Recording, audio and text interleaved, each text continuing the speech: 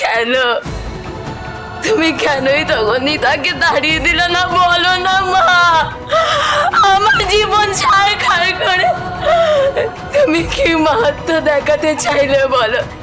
খুব কি দরকার ছিল মা, খুব কি দরকার ছিল তোমার এই মাহাত্ম্যগুলো দেখানো? বলো বলো। তোর নিজের মা তোর কপাল কাটা পুড়িয়ে দিল রে। নিজের তো মান সম্মান নেই, এইটুকু বাচ্চা মেয়ে, তারও মাথা উঁচু করে দাঁড়ানোর আর অবস্থা রইল নে। তারা তাহলে তাহলে কি খুড়িমাদের কথাই ঠিক ছিল? তোমার জেদের জন্যই আজ আমার এই দশা? এসব তুমি কি বলছো? তারা যা দেখছি, যে ঝড়ের মধ্যে থেকে আমি যাচ্ছি, তারপর এই কথা ছাড়া আমি আর কিছু বলতে পারছি না মা। হে মা ভবানী, আজ আমার এই ছোট্ট মেয়েখানা আমায় কি বলছে? এবার কি তবে আমার তারাও আমায় ভুল বুঝলো? আমি কি সত্যিই মালতীলতাকে এই মহলে ঠাঁই দিয়ে ভুল করে ফেললাম মা? কিন্তু কেউ কেন বোঝে না যে আমি একাধারে মা, একাধারে রাজরানী? প্রজাদের কথাও তো আমায় ভাবতে হয়। মালতীলতা তো আমার অসহায় প্রজাদের মধ্যেই একজন। আমার সব গোলমাল হয়ে যাচ্ছে। কে আমায় পথ দেখাবে এবার?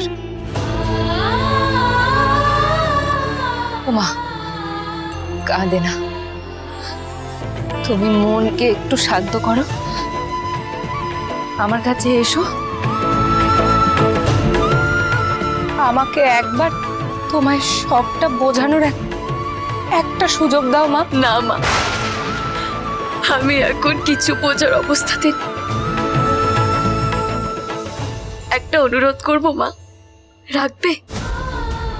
রাজারি হিসাবে না, মা হয়ে দয়া করে আমাকে একটু একা ছেড়ে দেবে মা?